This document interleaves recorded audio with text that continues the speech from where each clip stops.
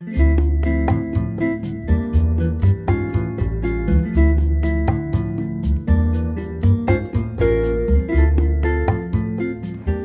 I'm Jim Shaw, publisher of Lexington's Colonial Times Magazine and also a member of the board of directors of LexMedia. This is a continuation of our ongoing program. We've been doing this for several years now, Coffee with the Candidates, and it allows us an opportunity to talk with candidates and more importantly, let the people in Lexington learn more about candidates, which you are one. Yes. And I want to introduce you. It's Henny Taraz. Yes. Okay, but it's really, your full name is Hengameh. Hengameh. Hengameh. Yes. Okay, Hengameh. Well, I forgot the G. Hengameh, but everyone knows you as Henny. Yes. And that's simple. My nickname. Yeah. Good. Yeah. Easy to remember. And you are a full-time educator. I am. And so you're a professional. You have a professional teaching license. You also have a superintendent's license. I do. Yes. Okay. You never know when you're going to need one of those. That's so. right. And you're in the Waltham Public School, and you're what they call a lead on the Challenge program. Yes. Tell us a little about the Challenge program. It sounds interesting. Sure. The Challenge program is a pull-out program that we have in our district for students who are advanced. So they have gone beyond what's expected, beyond proficiency.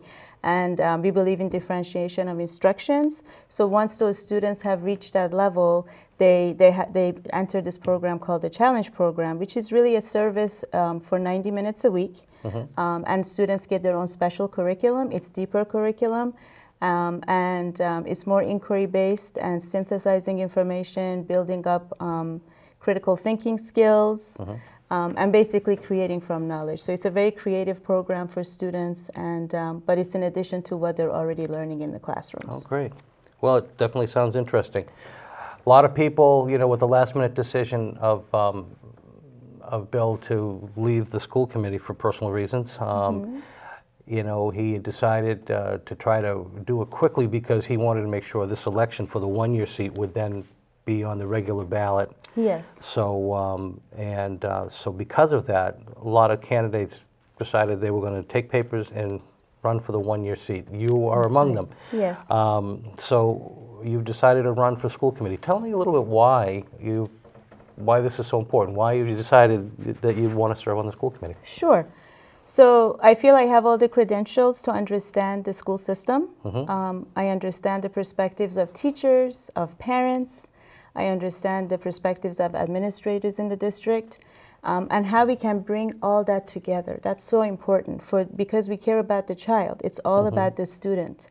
And that's what I care about the most. I stand for the students. And I decided to step up because I feel that I can make a difference with my expertise and knowing what I know. But most importantly, I'm told that I have pretty good interpersonal skills and I work well with people.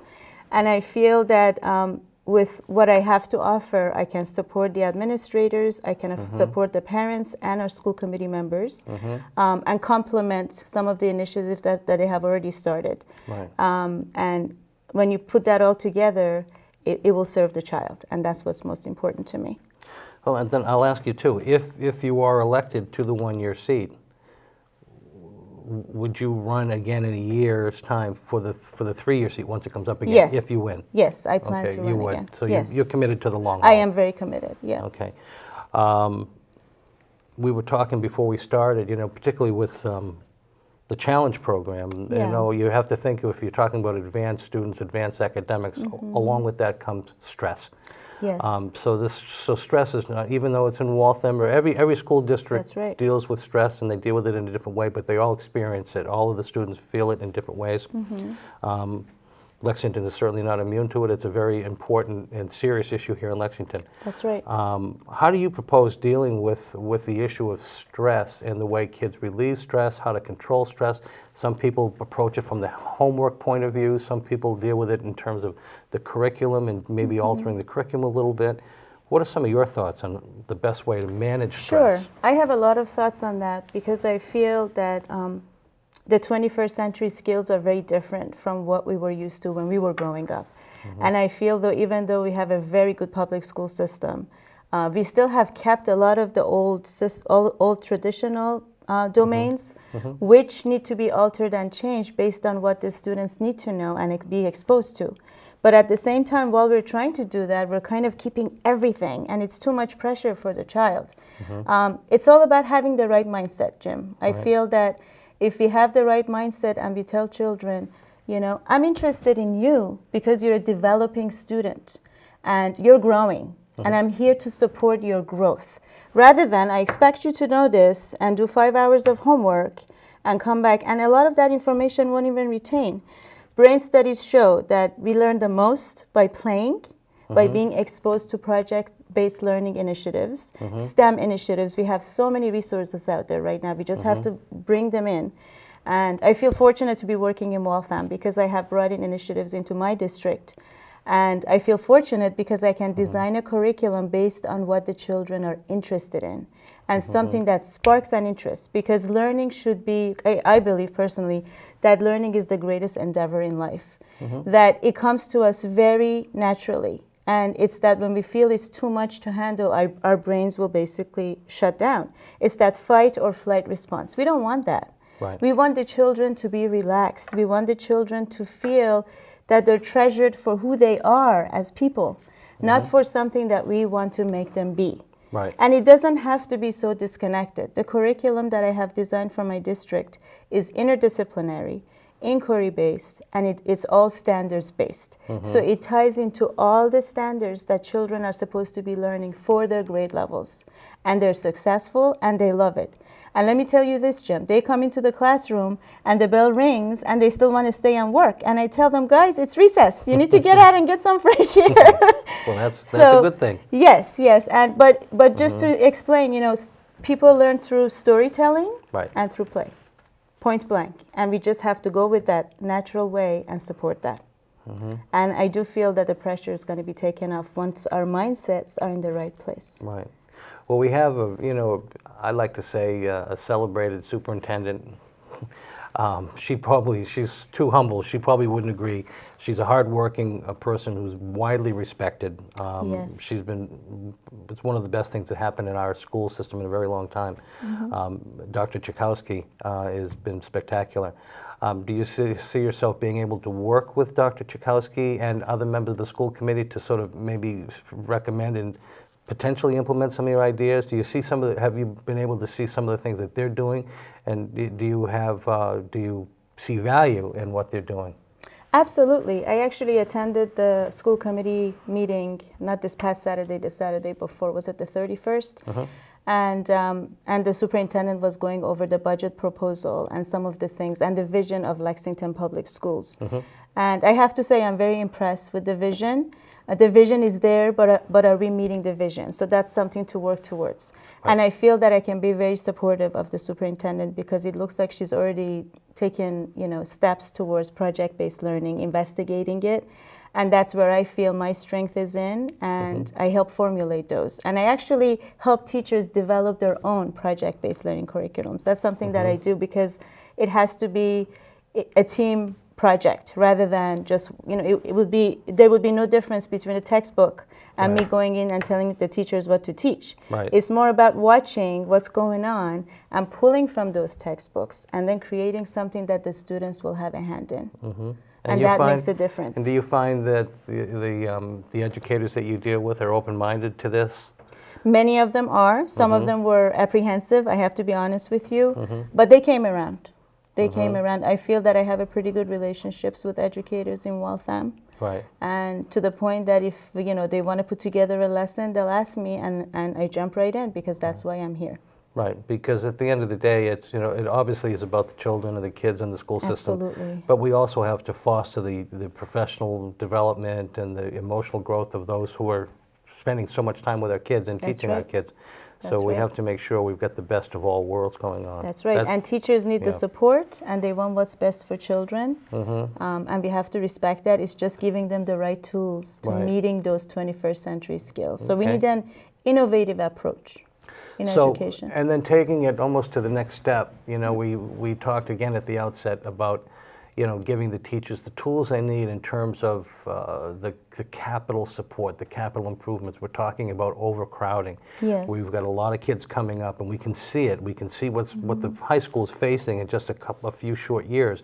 If we look at the growth, the school population growth in the middle schools, we know that that's going to impact the high school soon.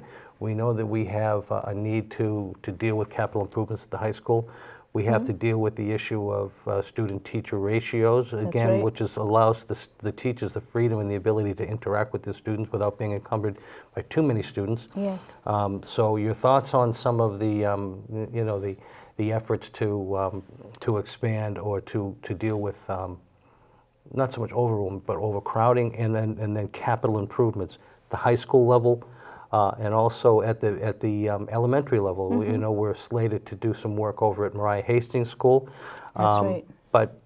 But also this talk about the possibility of introducing a 7th elementary school, maybe acquiring the Armenian Sisters Academy that serves over on Pelham Road. That's right. So I'm kind of throwing this out in a mishmash. So Yes. why don't, let's just kind of go through it a little bit. Sure. So in terms of Sure. class sizes and and overcrowding. What do we do with that? Do we have? Is it we leave that? We deal with that stress or those issues by adding more space? Tell me. So what I think we need to do as a community is to come up with short-term plans and long-term plans.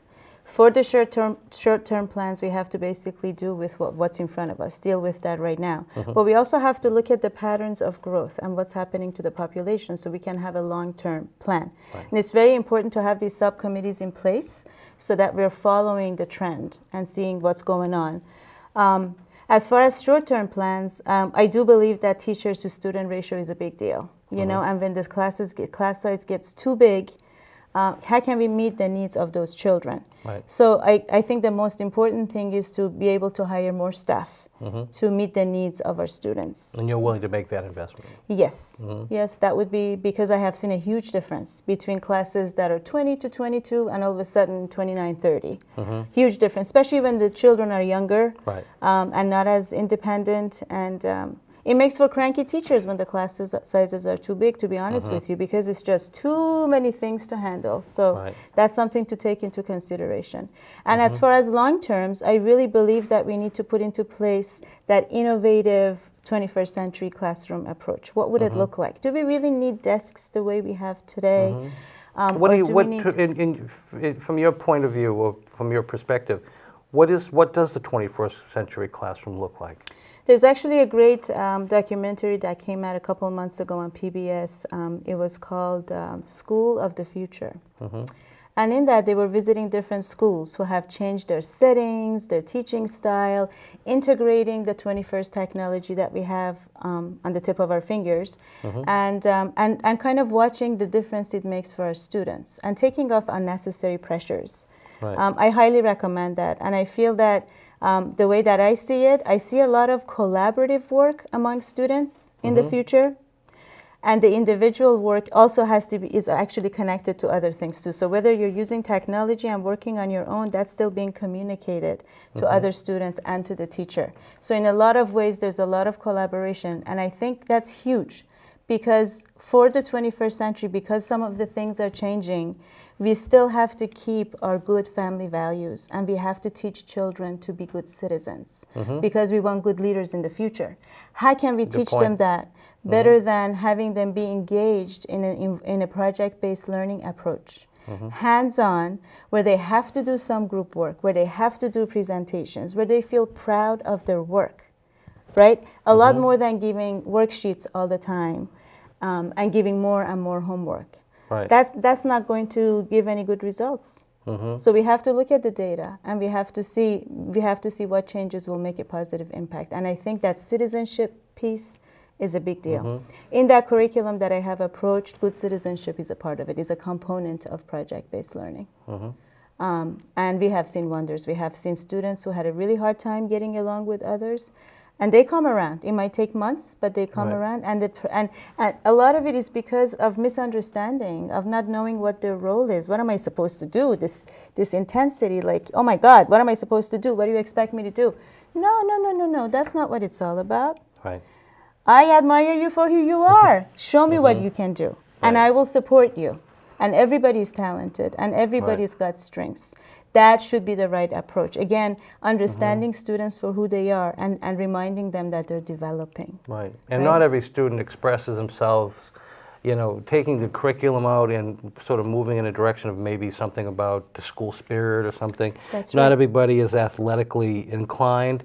People are more inclined towards the arts and That's right. academics in some regards.